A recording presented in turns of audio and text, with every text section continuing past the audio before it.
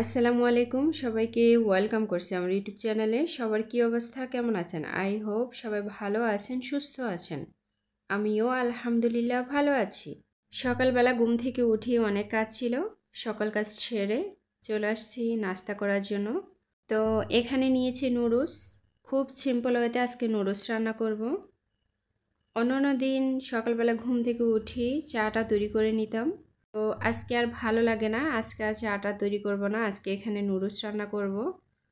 দেশি মুরগির ডিম দিয়ে নুডলস রান্না করলে সত্যি ভীষণ ভালো লাগে। আমার যেহেতু গ্রামে বাড়ি, হাঁস মুরগি পালন করি, তা আমার দেশি মুরগির ডিমটা সব সময় খাওয়া হয়। আমি অনেকটি ভিডিওতে আপনাদের সাথে শেয়ার করি বা দেখাই। কি করব বলেন, ঘরে যখন ডিম থাকে তখন তো আর কেউ কিনে খাবে না, তাই না? তা আমার ঘরে কিন্তু সব সময় মুরগির ডিম থাকে আলহামদুলিল্লাহ, যেহেতু আমি অনেকগুলো মুরগি পালন করি। আর দেশি মুরগির ডিমে অনেক পুষ্টি থাকে, এটা আমাদের শরীরের জন্য অনেক উপকার। আমার মুরগিগুলো মাশাআল্লাহ অনেক লক্ষ্মী, প্রতিনিয়ত কিন্তু ডিম দিতে থাকে। মাঝে মাঝে হয়তো বা একটু গ্যাপ দেয়, গ্যাপ দেওয়ার পরে কিন্তু আবার কিছুদিন পরে ডিম দেওয়া শুরু করে। অনেকগুলো মুরগি একসাথে লালন পালন করলে অনেক সুবিধা হয়। সেটা হচ্ছে দেখা যায় কিছু মুরগি ডিম পাড়ে, আবার কিছু মুরগি গ্যাপ দেয়, কারণ একসাথে আর সব মুরগি গ্যাপ দেয় না। তো দেখা যায় কন্টিনিউ ঘরে ডিম থাকে, কারণ কন্টিনিউ পাড়তেই থাকে। তো এই জিনিসটা আমার কাছে ভীষণ ভালো লাগে। এখানে গাছ থেকে কিছু আম পেড়ে নিয়েছিলাম, আজকে মোরব্বা তৈরি করব। আর আমের মোরব্বাটা খেতে কিন্তু ভীষণ ভালো লাগে, তাই না? আমার কিন্তু ভীষণ প্রিয়। তো এই আমগুলো দেখতে কিন্তু ভীষণ কিউট। তো এখানে আমি হলুদ এবং লবণ দিয়ে কিছুক্ষণ মেখে রেখে দিব।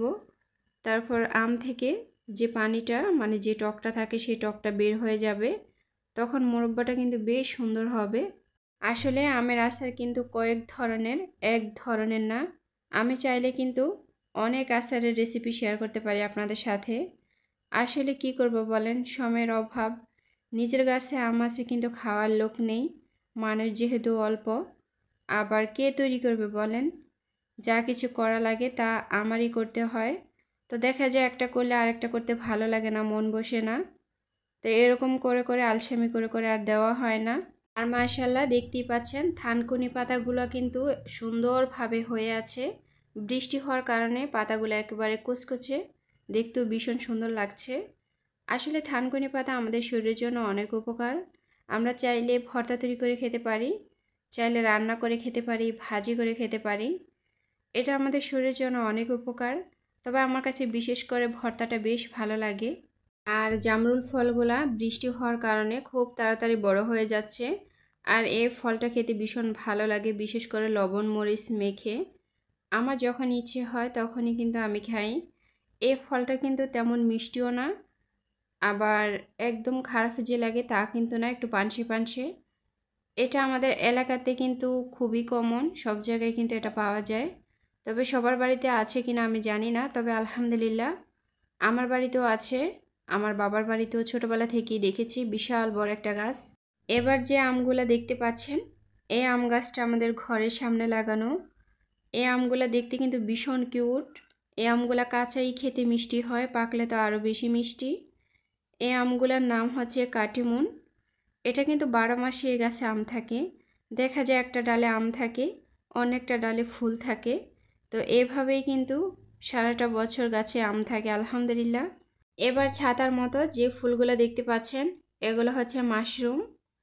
আসলে এগুলোকে আমরা ব্যাঙের ছাতা বলি। ছোটোবেলায় এই ব্যাঙের ছাতা যেখানে দেখতাম সেখানেই পা দিয়ে মুড়িয়ে দিতাম। আর এখন শুনি এটাকে মাশরুম বলে। আবার এটা আমাদের শরীরের জন্য অনেক উপকার। এগুলা কিন্তু গ্রামে গঞ্জে এমনিতেই হয়ে থাকে, চাষ করা লাগে না, কিন্তু আমরা এটা খাই না, খুবই অবহেলিত হয়ে পড়ে থাকে। গতকাল রাতে বৃষ্টি হয়েছিল, বৃষ্টি হওয়ার কারণে বৃষ্টির ছিটা গিয়ে মাশরুমগুলো কিন্তু একটু তিল তিল, মানে কালো কালো দাগ হয়ে গেছে।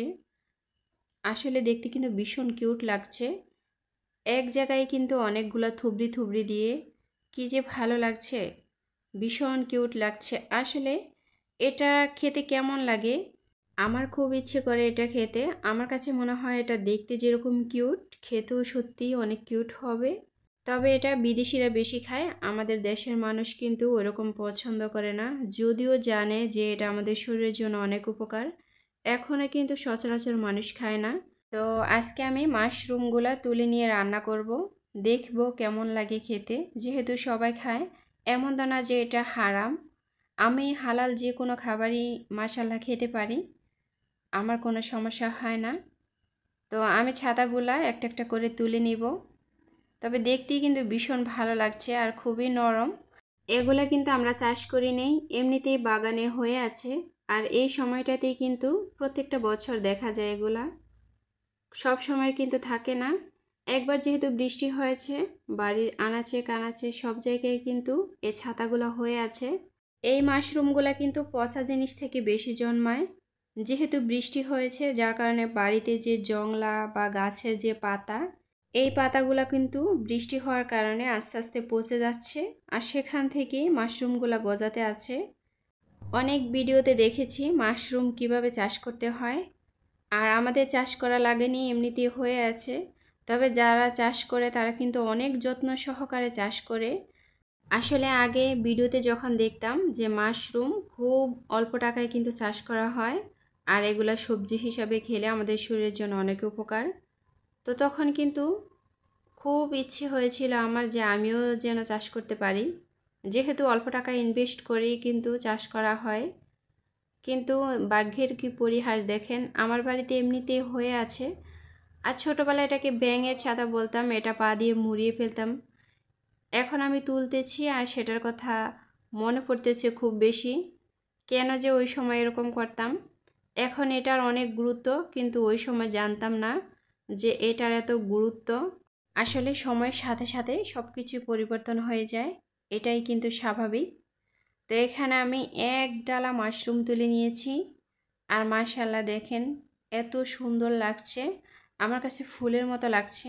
মাশরুম খেতে কার কার ভালো লাগে, কারা কারা পছন্দ করেন, অবশ্যই আমাকে কমেন্টসের মাধ্যমে জানিয়ে দিবেন। তো এখানে আমি মাশরুমগুলো কেটে ধুয়ে পরিষ্কার করে নিতেছি। আর এগুলো পরিষ্কারের সময় খুব আলতো করে পরিষ্কার করতে হয়, না হয় কিন্তু গলে যায়। যেহেতু খুবই নরম, নড়াচড়াটা কিন্তু খুব হালকা করে দিতে হয়। কেউ কখনো রান্না করে খেয়েছেন বা ভাজি করে খেয়েছেন কিনা আমাকে অবশ্যই কমেন্টসের মাধ্যমে জানাবেন।